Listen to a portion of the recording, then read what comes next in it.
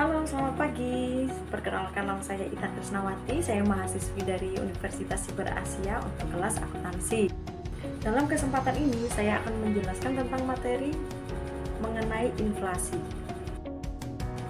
Yang pertama, saya akan menjelaskan tentang pengertian dari inflasi. Inflasi merupakan keadaan perekonomian di suatu negara di mana terjadi kecenderungan kenaikan harga-harga barang dan jasa secara umum dalam waktu yang panjang atau berlangsung secara terus-menerus atau bersifat kontinu yang disebabkan karena ketidakseimbangnya arus uang dan arus barang.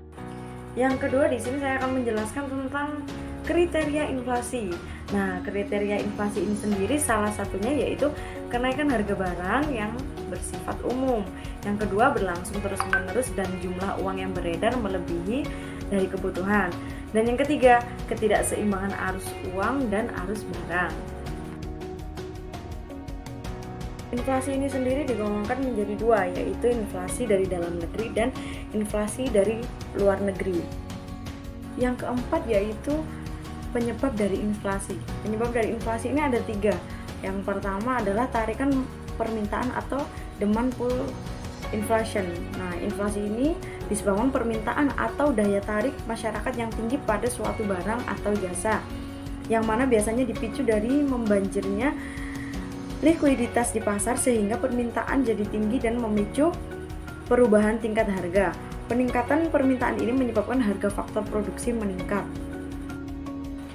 Yang kedua, yaitu desakan atau tekanan produksi atau distribusi atau cost push inflation. Inflasi ini disebabkan dorongan kenaikan biaya produksi dalam jangka waktu tertentu secara terus-menerus.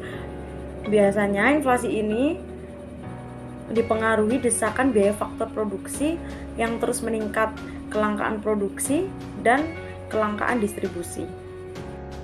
Yang ketiga yaitu inflasi campuran atau mixed inflation. Inflasi ini terjadi akibat kenaikan penawaran dan permintaan yang disebabkan oleh ketidakseimbangan antara keduanya. Misalnya, ketika permintaan pada barang atau jasa meningkat lalu menyebabkan persediaan barang atau jasa turun, sedangkan pengganti atau substitusinya terbatas atau tidak ada. Ketidakseimbangan ini akan mengakibatkan terjadinya inflasi. Selanjutnya yaitu jenis-jenis dari inflasi.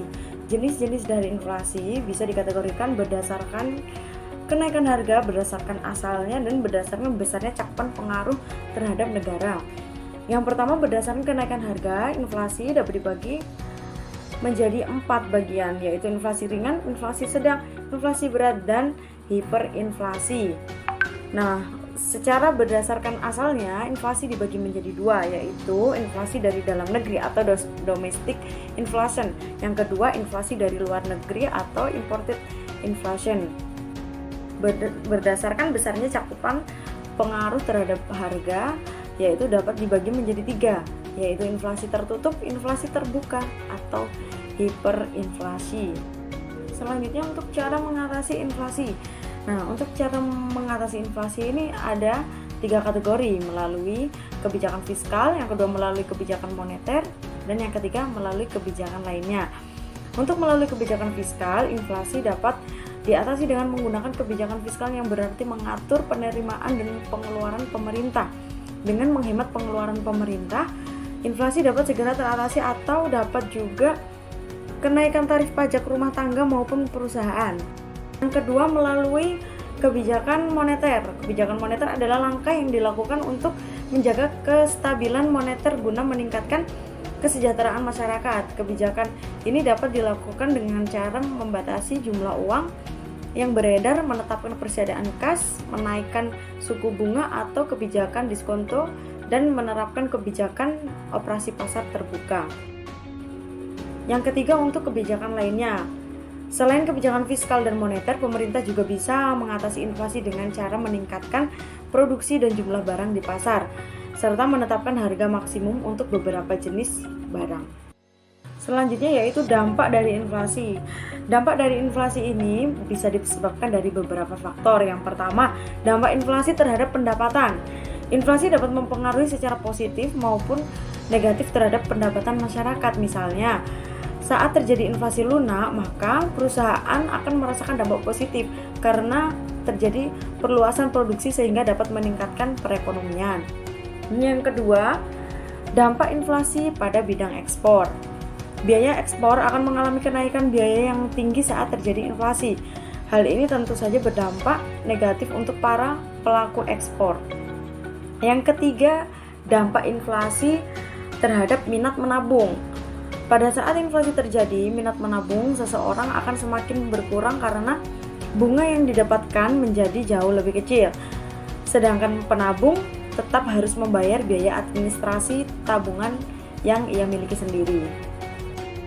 Yang keempat, yaitu dampak inflasi terhadap perhitungan bahan pokok. Inflasi juga akan membuat perhitungan dan menetapkan harga bahan pokok menjadi lebih sulit karena bisa jadi terlalu kecil ataupun terlalu besar. Hal ini disebabkan oleh prediksi presentasi inflasi di masa yang akan datang tidak akurat, sehingga proses penetapan harga pokok dan harga jual menjadi tidak tepat. Baik, cukup sampai di sini penjelasan tentang materi mengenai inflasi dari saya. Saya ucapkan terima kasih.